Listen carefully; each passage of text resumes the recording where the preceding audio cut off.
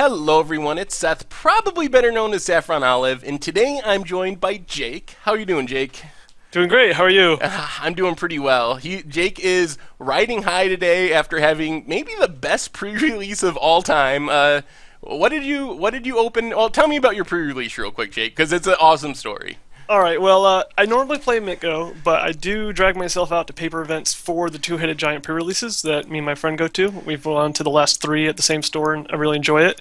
And this one was easily the best yet. We opened Jace, Nahiri, two other mythics, a bunch of really good rares, and ended up going 4-0 because our pools were like kind of stupidly ridiculous. So it was a ton of fun. That's awesome. That sounds like such a great pre-release, and it's cool that you get to play Two-Headed Giant. That adds a nice, kind of different flavor to the typical pre-release where you just go by yourself. You get to hang out with one of your friends, and it's cool that you have the opportunity to do that. So Yeah, I highly recommend it. If you don't like playing in person, that is one thing that will make it worth it for me, is having someone to go with, so I'm not just alone at the store that I'm normally not at, where everyone else knows each other and I don't. yeah, that's definitely good advice if you're looking to go to your first pre-release at a new store. Get someone to go along with you and play Two-Headed Giant. So that's a good plan. Keep that in mind for the next pre-release.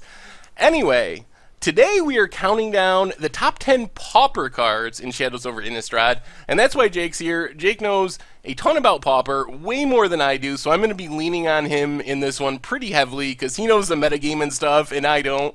Not as well as he does. I know it a little bit. So let's jump into it. Number 10 is Sanitarium Skeleton. So a 1-mana 1/2, and you can bounce it back from your graveyard to your hand for 3 mana. So what about this card excites you for Pauper, Jake?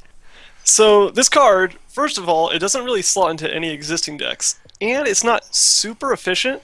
However, there are some decks on the fringe that could potentially make use of this. So number one is any deck running Tortured Existence, which is an enchantment that lets you pay a black, discard a creature card, and get back a creature from your graveyard to your hand. Now normally these decks are able to keep their hand full of creatures with the dredge mechanic, and they dredge back a creature, doesn't matter what, and then they discard and get the thing that they actually want out of their graveyard. But this could be another way to do it if they didn't want to use a dredge card, such as Golgari Brownscale. This is one way that Tortured Existence decks could potentially keep on getting stuff out of their graveyard. Next is Vampire Hounds and Carrion Feeder. So Vampire Hounds is a 3-mana 2/2 that lets you discard a creature card to give it +2/+2. It's kind of like a wild mongrel, except it only discards creature cards. So if you swing in and you have the Sanitarium Skeleton in your hand, then you discard it, give it +2/+2, return it to your hand, discard it, return it to your hand, discard it, and you could potentially give it +6/+6. And then lastly is Carrion Feeder, which is a 1-mana 1/1 that sacrifices a creature to put a +1/+1 counter on it. And I've seen a couple of really fringe decks running this Carrion Feeder, and it looks like a really cool deck with some zombie synergies. And I know Skeleton is not a zombie, it's a skeleton, but it looks like a really fun deck. So I think nothing that currently exists really wants a skeleton, which is why it's at the bottom of the list. But it does do some cool things with discard, some cool things with sacrifice, and I think it could potentially be a nice piece of an engine. So the first thing I thought of when I saw this card was this is the Pauper version of Squee. Is that a good comparison?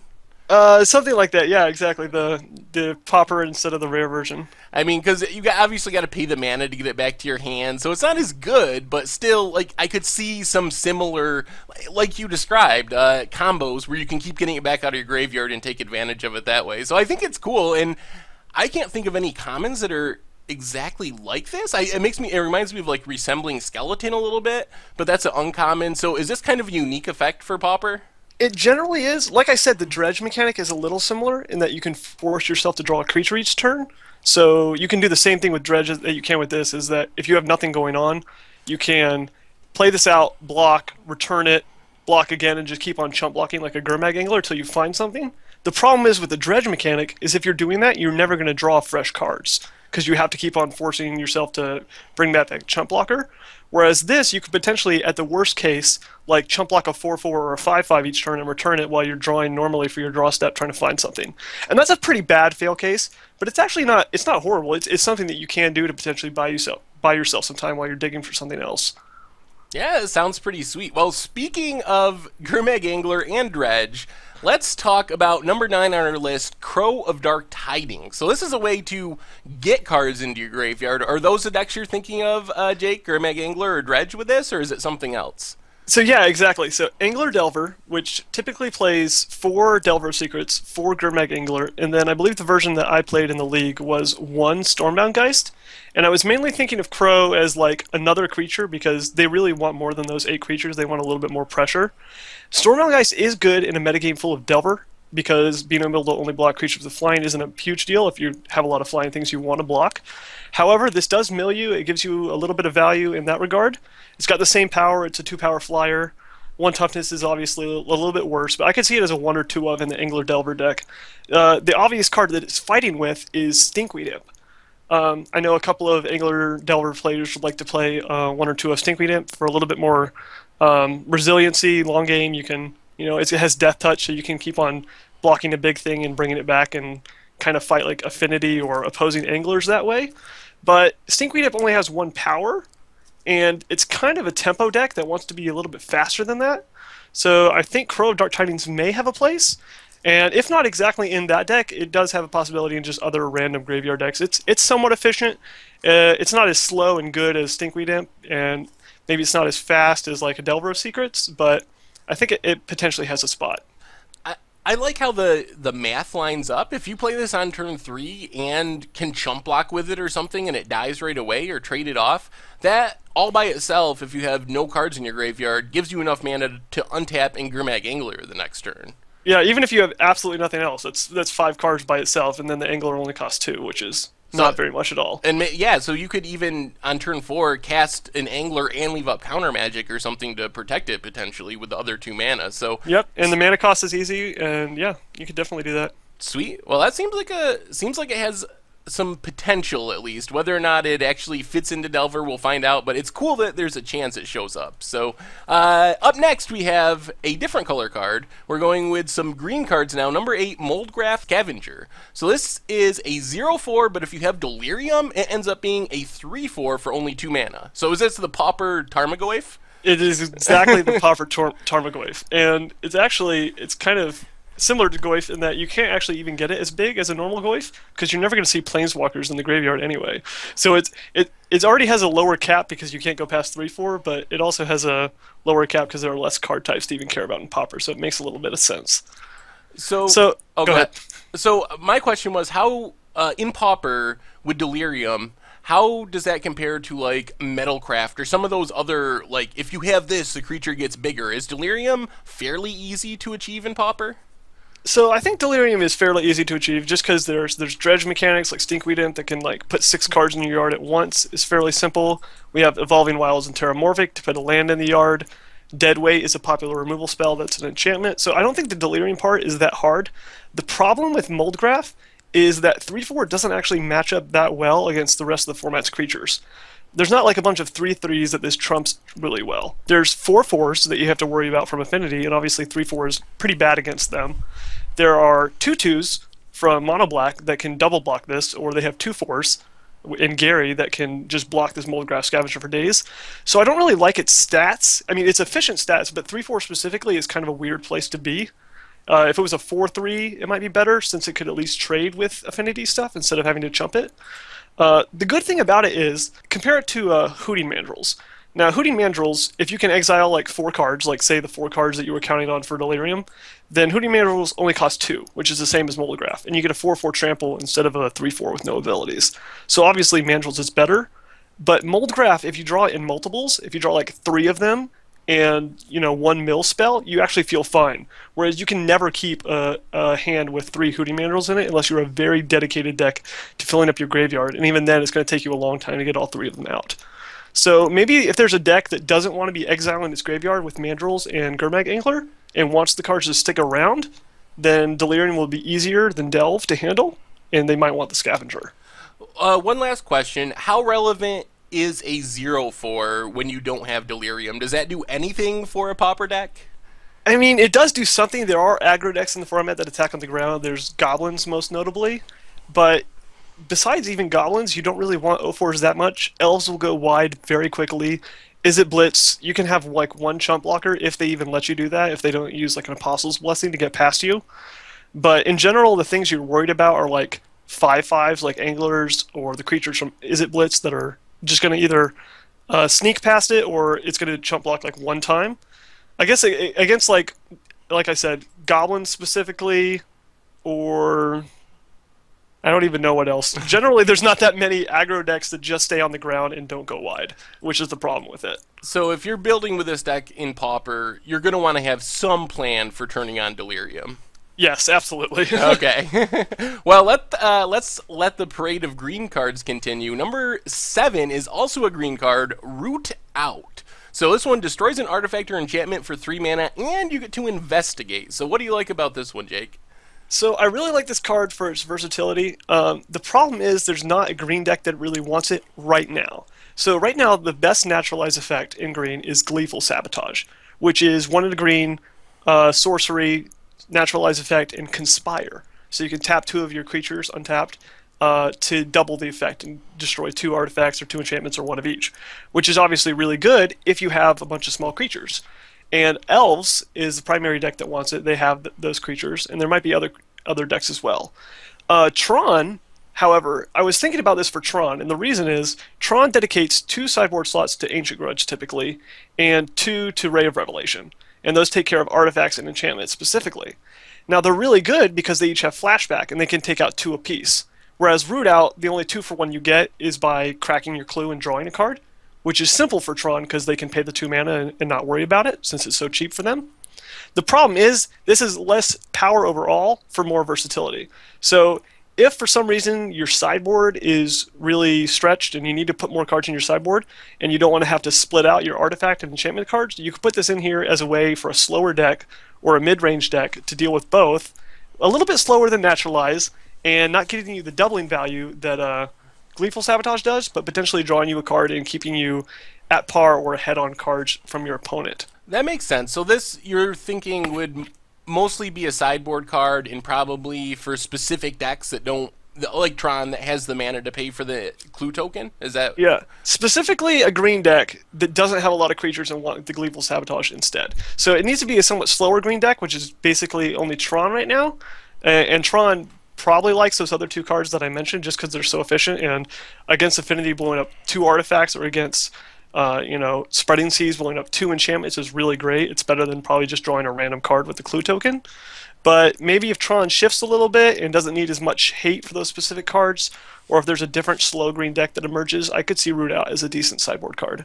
Well, it sounds like it's definitely something to keep in mind or put on like your list of potential sideboard cards when you're building the deck. So Indeed. all right, up next we have number 6, and finally a blue card, Pieces of the Puzzle. So this one, 3 mana sorcery, you reveal the top 5, and you get 2 instants and or sorceries from them, and dump the rest in your graveyard. So is this another Gurmag Angler card, or a Delver card? Where does this fit, Jake? I have absolutely no idea where this fits. So one thing I did is I looked at it for Dimir Teachings, and the number of instants they typically play, which is about 25. And I ran the math on that, and about a third of the time you're going to get 2 cards exactly that you can grab. A third of the time you're going to have even more than 2 that you get to select from, so you actually get selection from this Pieces of the Puzzle. And then about a third of the time you're unfortunately going to get less than 2, and most of that's going to be exactly 1 card. Every once in a while, like 5% of the time you whiff, and you don't get anything, and you just Tome Scour yourself, basically, mill 5. So this could see play in like a Dimir Teachings deck as a one-of. The problem is you have to show the cards that you got, so you don't really want to let them know what kind of counter spells you have. This could potentially go in like a Angler Delver build, because besides the creatures, a lot of their interaction is instant speed, or instants and sorceries rather.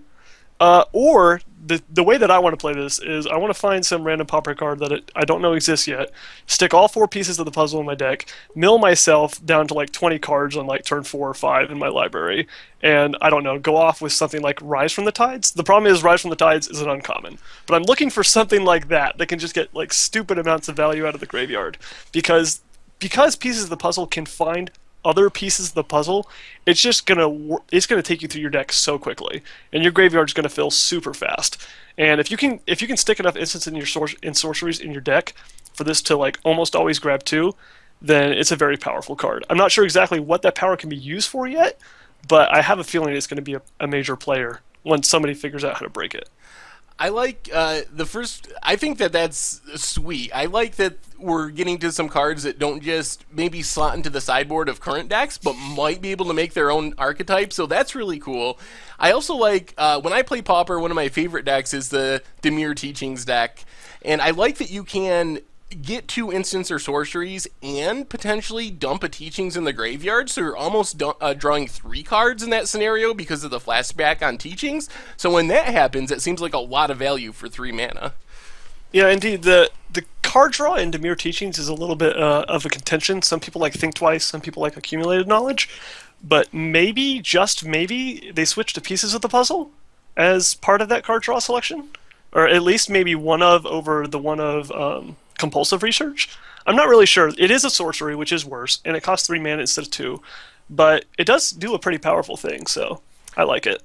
All right. Up next, we have a removal spell, which who knows? Maybe this will be in the Demir Teachings deck. Murderous Compulsion. So you get to destroy a tap creature, and you can madness it for 1 and a black, which also happens to be its mana cost. Downside, it's a sorcery. So, Jake, what do you think about this one?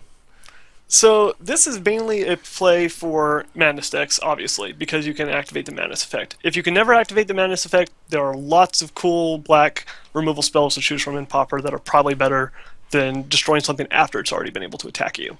But if you can get this out at instant speed with a Wild Mongrel or some other discard outlet, then you can kill a creature before it does combat damage to you, before you even have to worry about blocking it, which is really good, obviously. This is sort of a speculative pick. I'm not really sure how much of a boost the Madness decks are going to get from Shadows over Innistrad, but between the couple of good cards that we got here, and if they continue Madness into Eldritch Moon, it is possible that that deck will develop more and become, instead of a deck that you see like once every great while, it might actually become a deck on the radar of Pauper. So right now, Madness decks are pretty fringe in Pauper. I can't even remember playing one, but that's not surprising because I don't play that much Pauper, so... Yeah, they're pretty much on the fringe. There's green-black Madness, there's green-blue Madness with circular logic, which is pretty cool. And I've played against them before, and they have some good things going for them, but I think the additional Madness cards and additional Madness creatures that we get would definitely have a potential to push it over the top. The problem is that when it came back as a mechanic this time, it was in blue, black, and red, which does not include green. And right now, Wild Mongrel is the main reason to run a Madness deck, because it's the most efficient creature that helps you discard cards. You can do it over and over again. It can help you kill your opponent out of nowhere if they decide not to block it. If you have like 6 cards in hand, you can just give it +6/+6 and win the game. So it's a really good threat and a really good enabler at the same time. So whatever the deck ends up being, it's probably not going to be 3-color, though it might. So we have to kind of see if we're going to get more blue or more black or maybe even more red Madness cards and figure out where exactly the new Madness deck wants to go with the new tools. Alright, up next we have another removal spell, 2 in a row. This one is Angelic Purge, so sorcery, 2 and a white. You have to sacrifice a permanent when you cast it, but you get to exile an artifact, a creature, or an enchantment, so it hits a wide range of targets for 3 mana. What's your thoughts on this one, Jake? So I really didn't like this a lot, and then I just kept on reading it and kept on thinking about it, and realizing that it might just have a spot. So the obvious comparison is Oblivion Ring. Oblivion Ring can hit any of those targets, and it doesn't require the cost of sacrificing a permanent up front, which is generally better. However, against any deck that knows that you have Oblivion Ring, they're going to be sideboarding some amount of enchantment hate, and they're going to bring it in, and then all of a sudden your Oblivion Rings get a lot worse, because they can blow it up on your end step, and then they'll have back whatever they wanted. Which is obviously not good for you. Angelic Purge, it just exiles it, and there's no chance that they get whatever they want back, which is an upside. So this is mainly potentially for the Kuldotha Jeskai deck. So they have things that they can sacrifice fairly easily. They can sacrifice Goblin tokens, they can sacrifice a Prophetic Prism, they can sacrifice a Clue token potentially, and we're going to be talking about how they might get a Clue token in another pick or two. But it's an interesting white removal spell. Like I said, Oblivion Ring, Journey to Nowhere. Sunlance is only a sideboard card. White has other tools, but Angelic Purge is an answer that does not get blown out by sideboard hate for enchantments, which is its main draw. So, do you think there's any chance this takes over for Oblivion Ring, or is Oblivion Ring still the cream of the crop when it comes to this effect? That's really the question. Most people are, I think, underestimating a little bit how much sacrificing a permanent is going to cost. They just say, "Oh, well, you have stuff you can sacrifice." But if I had I just keep on thinking, if I had a sorcery that said target player sacrifices 2 permanents, they're not going to cost that in Pauper at like what, less than like 6 or something, just in case like the person's tapped out and you just like nab lands with it. People want their opponent to sacrifice permanents. It's not something you do for free. And yeah, maybe you can do it for free once or twice in a game, but if you just draw like 3 Angelic Purge instead of your, 3 Journey to Nowhere, you're probably not going to be very happy with yourself because you're going to be scrambling to find things you can sacrifice to it. Maybe it becomes a mix of one and the other, but I don't think it will fully take over for Oblivion Ring and like all Pauper decks or anything like that for sure. Well, speaking of potential sacrifice fodder, up next we have another white card, Thraben Inspector. So a little 1/2 for 1 white mana, but you get a clue token. It investigates when it enters the battlefield. So what do you think about this one, Jake? So this is basically slotting into the exact same deck and potentially helping out the Angelic Purge that we just saw. So in Kuldotha Jeskai, the ability to go turn 1 Thraben Inspector, turn 2 Core Skyfisher, pick up the Inspector is really good. It's very difficult to play your Core Skyfisher on turn 2 otherwise. In general, you don't mind picking up a Prophetic Prism or an Ichor Wellspring to the Skyfisher, but they cost 2 mana, which means you can't deploy your Skyfishers till turn 3 or later. Whereas Inspector costs 1. So if you keep on picking that up and replaying it, it's cheaper, and you still get the artifact that sacrifices to draw a card. It gets you to Metalcraft quicker. You can sacrifice the 1/2 to Angelic Purge. I like the version of Kuldotha Boros, which cuts Muldrifter and adds a Bone Splitter. So potentially the 1/2 could actually do something. They suit up both their goblins, and it could potentially suit up their 1/2 with the Bone Splitter, so they actually have relevant attackers instead of just a bunch of 1/1s and 1/2s that don't do anything. So I think we could see a slightly different take on the Kuldotha Jeskai list. You cut the blue, add maybe some amount of Thraben Inspector, cut the Oblivion Ring for Angelic Purge, make your mana a little bit better since you don't have to splash blue anymore. I'm not sure if it will end up being better because cutting Muldrifter is like a big ask. Like, I love Muldrifter. Most people love Muldrifter. It's a very valuable card. But if you get a little bit more efficient, maybe you get some more untapped lands in your deck since you're only playing 2 colors, I think this could indicate a new direction for Kuldotha Jeskai that could potentially bring it up like maybe a half tier in power level. So will you at least be testing this card next time you play a Kuldotha deck, Jeskai or Boros or something? I believe so. I think the main thing I'm looking at right now is the pieces of the puzzle. I want to build some really stupid deck around that, and then as soon as I'm done there, I think I'm probably going to have a week or two later a week of Kuldotha Boros instead of Jeskai and test out both of these 2 cards in conjunction, Angelic Purge and Thraben Inspector. Exciting. All right, well, we're getting to the very top of our list. Number 2, we have Just the Wind. So instant speed bounces a creature back to its owner's hand for 2 mana, but you can madness it for a single blue mana. So is this another tool for that hypothetical on the fringe madness deck, or are there other uses for this? That's exactly what it is. It's for that green-blue madness deck that may or may not exist. It already existed in Fringe, but it may or may not be boosted enough by this new set. So it doesn't have access to a bounce spell like this, and getting to discard a card to Wild Mongrel. Getting to discard a card to Wild Mongrel, give it +1/+1, and move a blocker out of the way, it just makes your Wild Mongrel that much better. And like I said before, because the Wild Mongrel can hit for like 8 damage when you discard your hand, it can kind of function a little bit like Is It Blitz, where you can just go all in on the Mongrel as soon as your opponent taps out of removal, and you just bash them with all the cards in your hand, discard it to it, +1/+1/+1/+1, and you just go nuts. So Just the Wind is very good. It's almost like a 1-mana Repulse whenever you get to madness it, because Repulse draws you a card, and not discarding a real card, but instead getting to play a spell is kind of like drawing a card.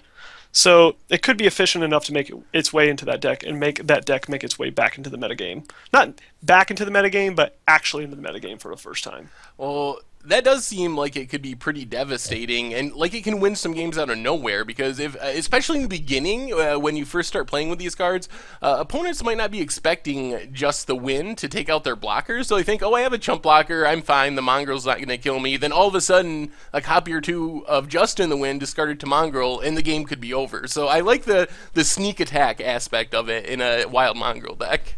Indeed. All right, we have reached the top of our list. Our number 1 card is a green card, Vessel of Nescency? Am I saying, is that? I have no idea. I Okay. said nascency, but Okay. Nascency, just nescency. because you're you and I'm me, I would say that you're probably wrong because you have a tendency to pronounce things wrong. But the one time that I say that, you're probably right. So Oh, that's it. So anyway, whatever it's called, vessel of nascency or nescency.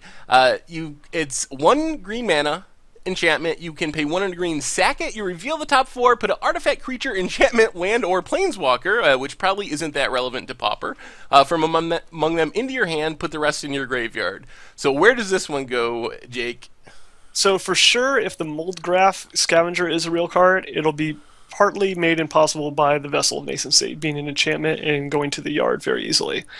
If it's not for Delirium specifically, then it's just an efficient card draw spell that also bins some stuff.